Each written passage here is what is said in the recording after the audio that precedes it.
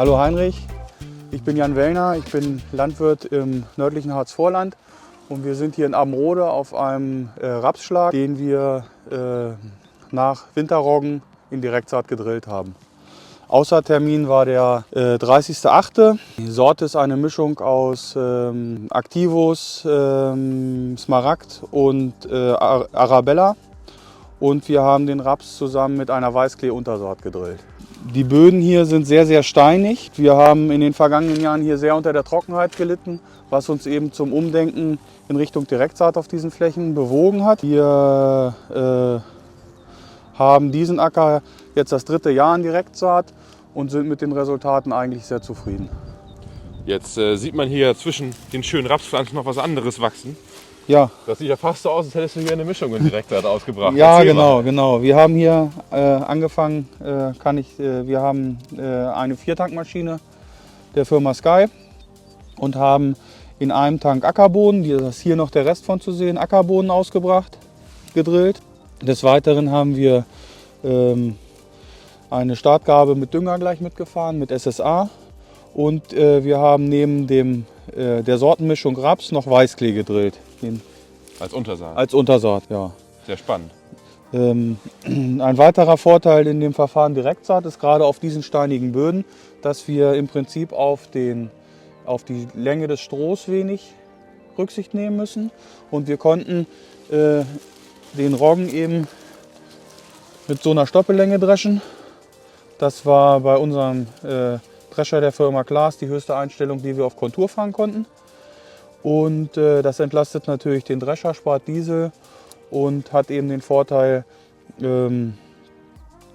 dass das Stroh eben in der Direktsaat nicht so kurz auf dem Acker liegt und dass wir dadurch dann eben auch eine verzögerte Mineralisation haben. Ja, die Bodenbedeckung ist ja auch beeindruckt, wenn man hier drüber guckt. Genau. Wollen wir uns dann gleich mal angucken, wie du im Folgejahr den Weizen nach Raps in Direktsaat siehst und wie das aussieht mit dem Klee? Das gucken wir gleich an, genau.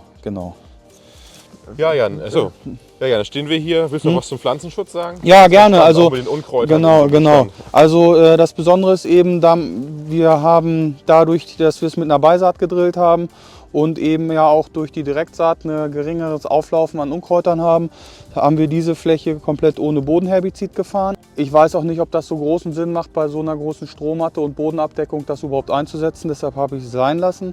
Ich bin auch der Meinung, dass es relativ gut funktioniert. Wir haben hier schon mehr Unkräuter, als man das vielleicht gewohnt ist. Wir haben hier Hirtentesche, man sieht am Rand Rauke und Mohn. Überall ein bisschen Stiefmütterchen, dann den Weißklee. Der Weißklee leidet in meinen Augen, auch wenn das ab kann, auch sehr unter dem Bodenherbizid.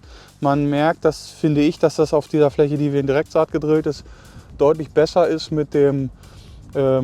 dass der Weißklee besser gekommen ist als in den Mulchsaatflächen.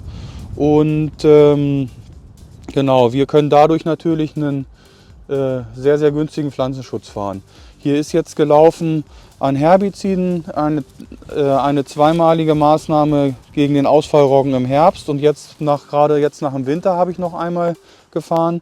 Dann haben wir eine Erdflohbehandlung im Herbst gemacht gegen die Larven und jetzt noch mal vor 5 Tagen war die Schadschwelle der Rüssler stark überschritten. Dann habe ich jetzt noch mal eine Insektizidmaßnahme gegen Rüssler und noch mal eine Gräsermaßnahme auch mit einem günstigen Gramazid gegen den Ausfallroggen, der doch noch wiedergekommen ist, gesetzt. Ja, und zusammen mit einem halben Liter von einem Folicur Nachbauprodukt war es das dann schon. Und das ist natürlich im Ganzen, finde ich, unheimlich günstig. Ja, sehr spannend. Dann wollen wir uns noch mal auf einen anderen Schlag angucken, wie du im Folgejahr den Rapsweizen in die Kleeuntersaat, die daher noch steht. Genau, den Weizen können wir auch noch. Genau. Den schauen wir uns mal an. Hier ist noch ein bisschen. Und ist doch die ganze Spatentiefe auch Erntereste drin. Ja. Müssen die Regenwürmer hier rein. Wie lange machst du hier schon Direktsaat? Diese Fläche ist im 3. Jahr Direktsaat. Man sieht hier deutlich, also es ist sehr, sehr steiniger Boden. Wir müssen mal gucken. Das hier war eben sehr plattig, wir können auch gleich noch mal gucken. Aber die Struktur oben ist eigentlich ein Traum. Das finde ich geht hier gar nicht besser. Die Böden fallen auch sehr leicht trocken hier. Sind auch komplett wurzeldurchzogen. Und die sind aber richtig schön durchwurzelt. Ja. Hier sieht man Insekten, die oben sind. Ich weiß nicht, was das für ein Käfer ist. Oder ein toter Käfer, weiß ich gerade nicht. Und Regenwürmer haben wir auch jede Menge. Man sieht auch schön alte Wurzeln, aber auch schön frische, neue, weiße Wurzeln, die den Boden wieder durchwurzeln. Und man sieht eben auch ganz klar, was man sich da... Das sind alles die kleinen Steine, die tun nicht weh. Aber hier sind eine ganze Menge große drin. Die will man auch da lassen, wo sie sind. Ne? Da war ein Regenwurm. Hier ist ein Regenwurm. Hier auch. Struktur ist toll, geht alles auf. Überall Wurzeln, richtig schön. Ja, hier sieht man jetzt auch, wir können auch noch mal gucken. Von den abgefrorenen Ackerboden sieht man natürlich nicht mehr viel. Oha, hier ist ein Regenwurmparadies. Vorsicht, der beißt. Die gemeine Erdschlange. Von dem Wurzelsystem der Ackerbohne sieht man nicht mehr viel. Aber auch der Raps hat, finde ich, für eine schöne, je nachdem, ob der auf den Stein kommt oder nicht, ist nicht so, dass der nicht in den Boden will. Hier war vermutlich ein Stein. Das ist hier ganz normal, weil hier ist alles voll. Und ich suche noch mal einen kleinen Klee. Hier.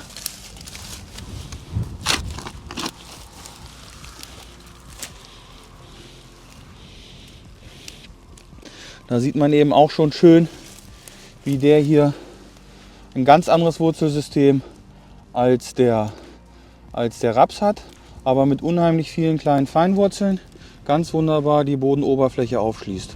Und das ist eben das, was uns dann in meinen Augen die Wahl ganz einfach macht, wenn man sich jetzt diese Wurzelentwicklung noch ein halbes Jahr länger vorstellt, hier auch einen wunderbaren Rapsweizen in Direktsaat reindrillen zu können.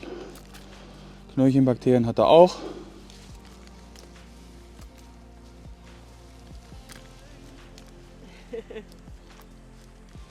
Fläche hier. Ja, ne? Ja, also auch dem schönen Langstroh, was dann auch lange Bodenbedeckung bietet. Das hat vor allem richtig was für die Aussaat gebracht, weil du da nicht so die Konkurrenz von dem Stroh hast. Ne? Ja.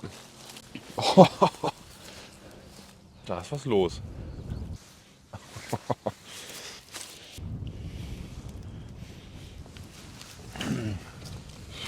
Ja, Heinrich, jetzt sind wir hier auf einem Feld in Schauen. Dieses Feld ist ein Feld von meinem Kooperationspartner, für den wir hier die Bewirtschaftung machen. Und hier sind wir jetzt hingefahren, weil wir euch das hier zeigen wollten, eben wie das aussieht. Der nächste Schritt in der Fruchtfolge nach dem direkt gedrillten Raps ist ein direkt gedrillter Weizen.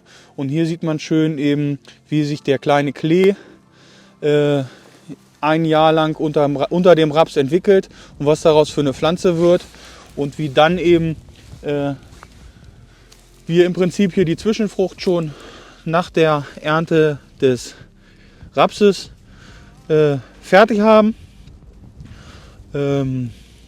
und dann eben hier eine wunderbare Direktsaat in den Rapsstoppel reinmachen können, dank des Klees. Du erzähltest, dass das hier der Schlag war, wo ihr, als ihr noch Bodenbearbeitung gemacht habt, jedes Jahr Angst hattet, die Saat in den Boden zu bekommen. Und wenn man sich die Bodengare hier anguckt, war die Aussaat wahrscheinlich kein Problem. Genau, das ist so. Das ist eins der tonigsten Stücke, das wir haben. Und dadurch natürlich prädestiniert für Minimalbodenbearbeitung und Direktsaat. Man sieht es an der Struktur, die war vorher schon gut. Der Klee macht noch seinen Teil, der Raps macht seinen Teil. Und dadurch man hat halt nie die Möglichkeit, das so hinzukriegen, wie die Natur das kann in meinen Augen. Also so eine schöne Struktur hatten wir hier in Zeiten der Bodenbearbeitung niemals. Ja. Genau. Und dieser Druck, dass man immer sagt, man muss jetzt da drauf, da muss jetzt was passieren, den hat man halt auch nicht mehr. Das funktioniert halt einfach. Wie hat sich das aus für eine Aussaatzeitpunkte ausgewirkt? Ja, der ist bei uns relativ gleich geblieben. Wir hätten dieses Jahr gerne alles ein bisschen eher gedrillt, aber da bin ich, denke ich, nicht der Einzige. Ja. Haben das hier aber alles noch gut reingekriegt. weil wir es eben auch nicht mehr anfassen mussten. Unter dem Klee, der Klee hat ja im Prinzip die kompletten Sommerniederschläge verbraucht gehabt. Hier war eine riesen Matte Klee drauf. Das haben wir dann einmal mit Glyphosat runtergehalten. Der Weißklee kann aber nicht unbegrenzt Glyphosat ab, aber eine kleinere Menge verträgt er und ist dann auch so in einer Position, dass er auch fast den Ausfallraps unterdrücken kann. Man sieht es aber auch ganz deutlich, da wo denn kein Klee ist, ist auch gleich wieder mehr Ausfallraps. Den müssen wir jetzt auch zwingend bekämpfen. Nach der Glyphosatbehandlung ist hier kein weiterer Pflanzenschutz mehr gelaufen. Und jetzt werden wir im Frühjahr jetzt mit einem breit wirksamen Herbizid den Klee, den Ausfallraps und was hier noch an Unkräutern ist rausnehmen. Weil wir jetzt uns auch Sorgen machen, wann kommt der Punkt, wo der Klee dann auch Konkurrenz für den Weizen wird. Ja, genau. Ja, auf dem anderen Stück haben wir uns ja schon mal die Mäuse angeguckt. Ja. Wie ist das hier mit der Also Auswirkung von Mäusen? wir haben uns, in dem Jahr, als wir mit dem Verfahren angefangen haben, wahnsinnig Gedanken gemacht. Da haben wir gedacht, dass wir es nicht halten können. Aber hier sieht man es eigentlich ganz schön. Es ist tatsächlich so, dass die Mäuse und auch die Schnecken eigentlich fast lieber den Klee fressen. Das führt dann dazu, dass man so eine Stellen hat wie hier, wo fast gar kein oder wo wenig Klee ist, aber immer noch die Weizenreihe erkennbar ist. Deshalb mache ich mir jetzt gar keine großen Sorgen mehr. Und auch bei so einer Stelle ist es so, dass man die Mäuse im Griff behaben sollte, aber dass ich es auf dem Mähdrescher im Grunde nicht mehr gesehen habe. Ja, Jan, vielen Dank. Ja, hat Spaß gemacht, genau. Sehr viel Spaß gemacht. Ja, 2 deiner Flächen ansehen durften. Ja. Es war sehr spannend, auch die Fruchtfolge zu sehen. Ja, schön, dass ihr da wart. Hat Spaß gemacht. Ja, wir schauen uns im Sommer vielleicht das Ergebnis an. Ja, gerne.